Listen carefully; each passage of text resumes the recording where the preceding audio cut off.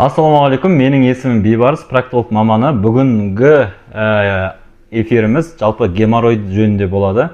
Геморрой жалпы біздегі статистика бойынша ер адамдардың өздерінде 50%, әйел адамдардың өзінде 60-70%-дарында кездеседі. Жалпы геморрой статистиканың өзінде екі адамның бірінде кездеседі, яғни бізде үндемей айтпай жүретін адамдар өте көп. Яғни қазір бізде адамдар көп жұмысы көлікпен, немесе офиста қызмет, немесе ауыр жүкпен байланысты болады. Сол себептен де бұл қалыпты аурулардың қатарына кіріп жатыр. Бірақ енді қалыпты болғанмен бұл ауру үндемей жүріп, бұл тоқтап қалатын да ауру емес. Бұл әрмен қарай стадияларға өтеді. Яғни геморройдың бізге белгілі 4 түрлі стадиясы бар. Бірінші, екінші, үшінші, төртінші. Төртінші стадиядан әрмен қарай кете беретін болса, бұл ішек жүйесіндегі инфекциялар көбейіп, парапроктит, СВИЧ, немесе тіпті әрмен қарай онкологиялық ауруларға дейін апарады. Сол себептен де осы эфирді міндетті түрде соңына дейін қараңыздар. Бұл ауруды жалпы емдеуге бола ма? Біздің қолданып жүрген маз, гель, свеча, май секілді заттар неліктен әсер бермейді? Сол жөнінде толық айтатын боламыз. Енді геморрой дегеніміз не? Геморрой жалпы біздің тігішектің бойындағы арнайы қантамыр жүйесі бар. Қантамыр жүйесінің варикозға айналып кетуі. Мысалы, варикоз деген нәрсе көбіміз біліп жатамыз, бұл көбінде аяқта болады деп ойлаймыз. Аяқта да болады, бірақ сонымен қатар бұл тігішектің бойындағы мысалы қантамыр жүйесі болады. Осы қантамыр жүйесінің ішіндегі қандардың ұйып, бір-бірімен ығысып, сонымен қатар ығысып келіп тігішектің шығуына, түйіндердің шығуына, сонымен қатар ісігеннен кейін ол трещина пайда болып, трещинаның ішінде бізге көрінбейтін майда капилляр қантамыр жүйесі бар. Күнделікті дәретте ол араласқаннан кейін инфекцияға айналып, әрмен қарай асқынып кететін жайттар өте көп кездесетін болады. Енді осы ауыртпашылықтар қалай пайда болады? Бұл геморройдың жалпы шығуы, бұл салдары ғана. Кез келген нәрсенің бұл салдары болады. Сол секілді сіздегі ауырсынулар бар. Қышу, ашу, ісініп кету, трещиналардың пайда болуы, қанау, немесе тігішектің шығуы секілді көптеген түрлері бар. Және де геморройдың бұл ішкі сыртқы деп екіге бөлінеді. Яғни түйіндер болатын болса, бұл ішкі жақтарда пайда болады. Мысалы, көрініп тұр мына жерде ішкі жақта түйіндер пайда болады. Және де сырт жақтан осындай түйіндер пайда болады. Және де ішкі сыртқы деп екіге бөлінетін болады. Енді түйіндер неге пайда болады? Түйіндер бұл адамның организмде, мына нәрсені түсініп алайық, адамның организмде қандай да бір орган болатын болса, оның атқаратын функциясы бар. Яғни адамның аналдық тесігінің ішінде ішкі сыртқы деп 6 түйін орналасады. Бұл түйіннің негізгі қызметі бар. Бұл әуел баста терінің ішінде орналасады. Терінің ішінде орналасқаннан кейін бұның атқаратын қызметі бар. Қандай қызмет атқарады десеңіз, бұл нәжісті ұстап тұру, желді ұстап тұру деген секілді қызметтері бар. Бірақ біздер әр нәрсенің салдарымен күресіп кетеміз, және де оның кесірін де көріп атамыз. Енді сіздер қандай да бір проктолог мамандарына барып ем алатын кезде сізге осы ауыртпашылықтарды қойдырту үшін, қанауды қойдырту үшін, ісіктерді басу үшін, немесе түйіндерді жою үшін сіздерге қандай да бір бағыт береді. Бұны қазір егер де сізде осы мәселе туындаса, оны өздеріңіз де білуіңіз мүмкін. Енді сырт жақта шығып атқан нәрселер бұл салдар деп айттық қой. Енді оған қандай нәрсе қолданып атсыз? Бірінші ең төменгі мәселе бұл қолжетімді, яғни аптекалардан барып маз, гель, свеча, бізге көбіне белгілі релиф секілді майлар бар. Бұлар іштегі қантамыр жүйесінде варикозға айналады дедік қой. Бұл ығысып келіп ісінуге алып келеді, ісінгеннен кейін терімен тітіркенеді, тітіркеннен кейін сізге ауыртпашылықтар береді. Бұл сіздің ауыртпашылықтарыңызды басу үшін ғана керек болады. Осы жүйеде сізде солқылдау болады, ауру болады, отыру қиын болады, дәретке барған кезде тігішегі шығып кетеді деген сияқты көптеген жағдайлар орын алып жатады. Осы нәрсе ауыртпашылық бергеннен кейін ол түсінікті, адамдар соны сезбеу үшін қандай да бір обезболивающийді қолданады. Адамның иммунитеті бұл үлкен биологиялық ағза ғой. Оны 1-2 күн ішінде бір аурудан ем алып кету деген нәрсе ол өтірік болады. Егер де 1-2 күннің ішіне басатын қандай да бір дәріні қолданған болсаңыз, онда сіз обезболивающий қолданып жүрсіз деген түсінік. Енді өзіңіз қарап көріңіз, қаншама жылдан бері, мысалы 16 жылдан, 20 жылдап, 30 жылдап ауырып жатқан кісілер бар. Оларға ол түсінікті, маз, гель, свечадан ешкім емделмегенде, өздеріңізде одан ем алған жоқсыздар. Яғни бұл түсінікті болды ғой. Маз, гель, свеча, май деген нәрсе бұл обезболивающий болып саналады. Енді екінші мәселе хирургиялық жол, ота жасату. Енді ішкі жақтағы шығып тұрған мына түйіндерді адамдар, бұл салдары ғой, жаңа айттық, салдары. Бұны хирургиялық жолмен, лазермен, немесе пышақпен, қандай да бір ота арқылы осыны кесіп тастау. Енді бұл түбегейлі шешімде емес. Енді өздеріңізге де белгілі болу керек, немесе естіген де шығарсыздар, операциядан кейін адам 100% нәтижеде алмайды. Себебі адамның организмінде жаңа айттық қой, түйіндер бар. Түйінді кесіп тастайтын болсаңыз, ол атқаратын функциясынан айырылып қалады. Жаңа жоғарыда айтып кеткенімдей, бұл түйіндердің негізгі атқаратын қызметі нәжістер мен желді ұстап тұратын қызметі бар. Енді ол шығып кеткен, жаңа қан тамыр жүйесімен ығысып шығып кеткеннен кейін, сіз салдарын операция жолмен кесіп алып тастайсыз. Көп болса бұл мүмкін 1-2 жыл, 1 жыл, немесе жарты жыл. Кейбір кісілер бар, осы 2 апта бұрын ғана жасаттым, бірақ қазір қайтадан қанап жатыр, нәжісті ұстап тұруым қиындап кетті, көпшілік жерде отыра алмаймын, желімді де ұстай алмаймын дейтін жайттар өте көп кездеседі. Енді бұл жерде түсінікті, организмнен бір, мысалы қолыңызды кесіп тастады деген секілді ғой. Қолыңыз, саусағыңызда бір жара пайда болса, онда мына саусақ жарамайды екенін кесіп тастамайсыз ғой. Бұл жерде емдейсіз. Түсінікті ғой. Сол секілді операцияда бізге толық шешім болмайды. Енді бұл жерде толық шешім қалай болады? Мен жаңағы сіздерге қарапайым тілде түсіндіріп жатырмын. Геморройдың шығуы тігішектің бойындағы қан тамыр жүйесінің варикозға айналуы. Яғни ішінде бізге көрінбейтін майда капилляр қан тамыр жүйесі, лимфа қан тамыр жүйелері бар. Сол былай қазақша сіздерге түсінікті болу үшін айту үшін бұл престеліп тұр деп айтсам болады. Шимай шатпақ болып тұр деп айтсам болады. Соның барлығы бітеліп тұрғаннан кейін ісінеді. Ісінгеннен кейін ол не істейді? Қан айналым болмағаннан кейін ол солқылдайды. Сізге ауыртпашылық береді.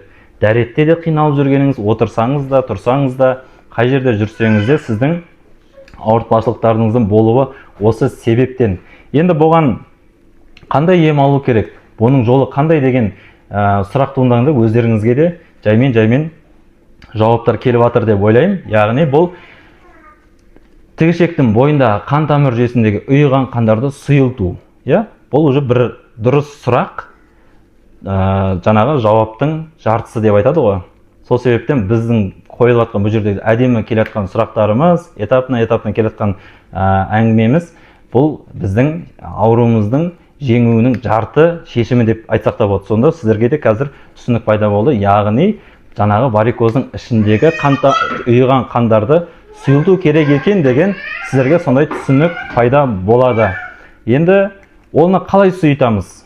Енді сол себептен біздер осы жерде Гемолайф өнімін ұсынамыз. Бұл Гемолайф өнімі отандық өнім. Бұл Қазақстан бойынша біздің ғана компания осы өнімді өзіміздің лабораторияда өндіреді. Бұл қандай лаборатория? Бұл біздің ұлттық ғылыми академия бар, жалғыз ғана. Президенттің ғылыми жөніндегі кеңесшісі бөлімдері бар. Сол жердегі арнайы президенттің ғылыми жөніндегі кеңесшілерінің лабораториясында дайындалатын арнайы өнім болып табылады. Оның құрамындағы жаңағы составтары, сырье дейміз, бұлар таяу шығыс елдерінен, яғни Тянь-Шань өңірлерінен, Япониядан, Россиядан келеді. Бірақ өзіміздің лабораторияда арнайы ғалымдар өндіріп шығаратын болады. Енді бұны қабылдау жүйесі қалай жүреді? Бұның бір банканың ішінде 60 капсула болады. 60 капсуланы қалай қабылдаймыз? Бұл 1 айға жеткілікті, яғни 2 күнде. Енді бұны сіздерге сұрақ туындауы мүмкін. Біз ауызға бұл капсуланы қабылдаймыз, бірақ төмен жақта ғой негізгі мәселе деп. Бірақ төмен жақта болып жатқан нәрсе бұл салдары ғана. Негізі бұл ішкі жақтағы жаңағы қан тамыр жүйесіндегі мәселе болып тұр ғой. Сол төмен жақта сізге көрініс беріп жатыр. Сол себептен ішкі жақтан бастап емдеу керек болады.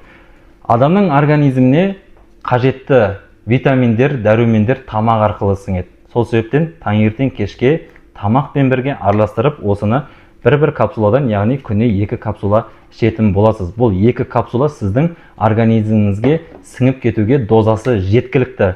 Енді қолдану ережесі өте жеңіл, дегенмен қандай да бір қатаң тыйымдары бар. Сол нәрселерді ескеру керек. Осы нәрселерді қолданған кезде жүйелі түрде 3 айдың ішінде толық нәтиже аласыз. Ол қандай ереже?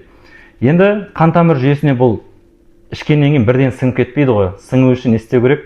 жидкіс көп ішу керек, яғни сорпа тамақтарын, суды көбірек ішу керек болады. Су ішкеннен кейін бұл біздің қан тамыр жүйемізге сіңеді. Бізде мысалы көп жүрген кезде, қозғалған кезде терімізден тері бөлінеді ғой, тері бөлінеді. Тері қайдан пайда болады? Жидкіс арқылы, яғни не болып отыр организмде? Циркуляция болып отыр. Яғни тек қана сіңіп қоймай, организмде циркуляция болу керек. Циркуляция болу үшін не істеу керек? Адамға қозғалыс керек. Сонымен қатар бізде арнайы осы геморройдың түбегейлі жойылып кетуіне қатысты жаттығуларымыз бар. Оны сіздерге тегін беретін боламыз. Оны күніне кемі бір рет қолдансаңыздар абзалырақ. Себебі неліктен? Төменгі жақтағы лимфа қан тамыр жүйесі, майда капилляр қан тамыр жүйесі, мына жерде көрсетіп кетейін. Мынаның бойында біздің көзіміз, терінің айналасында, осы аналдық тесіктің айналасында біздің көзімізге көрінбейтін майда капилляр лимфа қан тамырлар жүйесі бар. Соның барлығы бұл үлкен бір мәселеде негізі. Мен жеңіл түрде түсіндіріп жатырмын, бірақ бұның арнайы бір қорқынышты адамның жаңағы төмен жағынан түсірілген суреттерін көрсететін болсақ, ол сіздер шошисыздар. Ол ішкі жақта сондай бір өте үлкен проблема болып тұр. Осы нәрселерді тарқату үшін, жаңағы бір-бірімен престеліп тұрған қан тамыр жүйесін сейілту үшін арнайы жаттығуларды жасау керек. Жасаған кезде бұл қан тамыр жүйелері не істейді? Сейіледі, циркуляция болады. Сол себептен сіздегі ісініктер болса, ол тарқайды.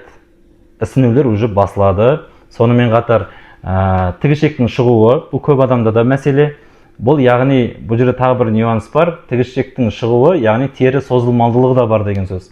Сол себептен де жаттығуды да параллельный жасаған сіздерге дұрысырақ болады. Сол кезде терінің ішке кіріп атқаны, қатайып атқаны, тігішектің орнығып атқаны, ісіктердің тарқап атқанын сіздер сезіп бастайсыздар. Адамның организмі өзіне өзі не істеу керек болады?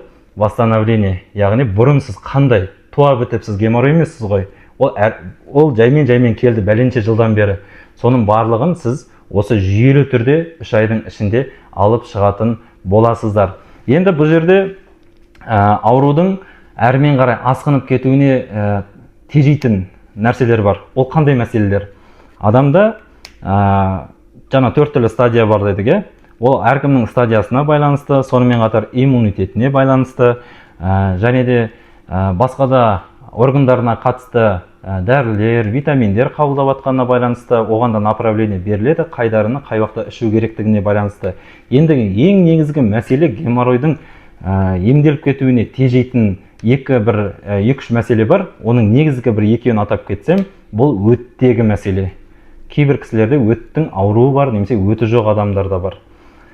Өт деген өздеріңіз білесіздер, ол өте қышқыл нәрсе, қышқыл орган. Ол жерден қышқыл сұйықтық бөлінеді. Сұйықтық бөлінгеннен кейін бұл тігішек арқылы түседі ғой. Тігішектің ішіне тамғаннан кейін мына жерде қабынып тұрған жерді не істейді?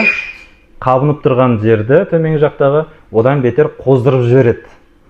Сол себептен де бұл геморройдың жазылуын тежейді немесе ұзартып жібереді. Осы бір мәселе. Екінші мәселе ішек жүйесі. Яғни көбінде әйел кісілерде 95-98% әйел кісілерде жаңағыдай ішінде запоры бар. Іштің қатуы, ішек жүйесінің дұрыс жасамауы деген секілді мәселелер бар. Іштің қатуы бұл жаңа запорға алып келеді. Запордың болуы бұл мына жердегі төмен жақта геморройдың жазылуында тежейді. Осындай мәселелер бар. Бірақ бұның барлығын біз қарастырдық. Таңертең кешке тамақпен бірге Гемолайф өнімін қабылдайсыз. Бұл сіздегі қан тамыр жүйесіндегі осы инфекция деп айтамыз. Инфекциялардың бәрін тазартып, қанның сұйылуына, геморройдың жалпы түбегейлі жоюына бірден бір көмектесетін жалғыз отандық өнім. Сонымен қатар біз жаңағы запордың мәселесін жайдан жай айтып жатқан жоқпыз. Себебі бұл сұрақтардан осындай мәселелерден туындады. Бұл да біздің лабораториямызда өндірілетін арнайы капля. Енді іштегі қатып қалған нәжістерді жібіту үшін әйел кісілер көбінде қандай да бір детокстарды, магнезияларды қолданады.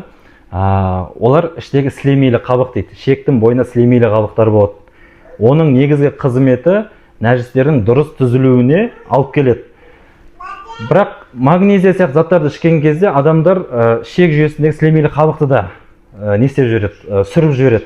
Сол кезде ішек дұрыс жұмыс жасамай қалады. Бұл уже хронический ауру болып кетеді.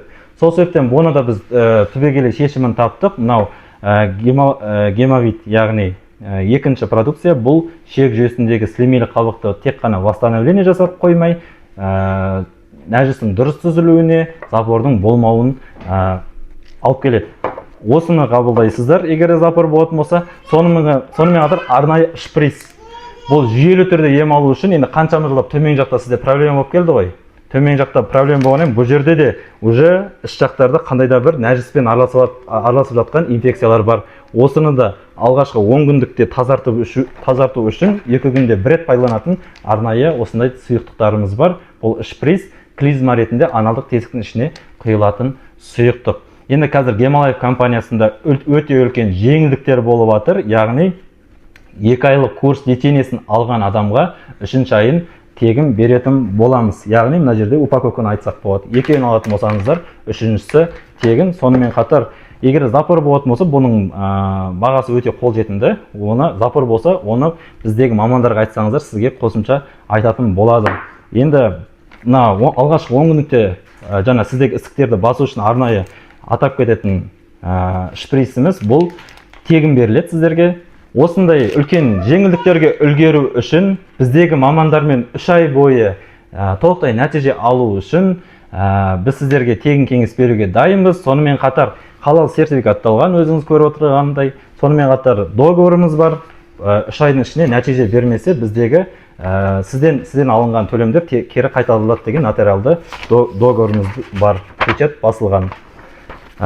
Енді жалпы толық түсіндіріп кеттім деп ойлаймын. Геморрой бұл операция жасау соңғы шешім емес, және де геморрой ол өмір бақи жүретін, мазаңызды қашыратын ауру да емес. Оның міндетті түрде шешімі бар, шешімін іздеп те жатырмыз. Әрқайсыңызға организміңізге қарай сопровождение міндетті түрде тегін жасалынады. Біздегі мамандардың нұсқауымен 3 айдың ішінде қатаң бақылауда боласыздар.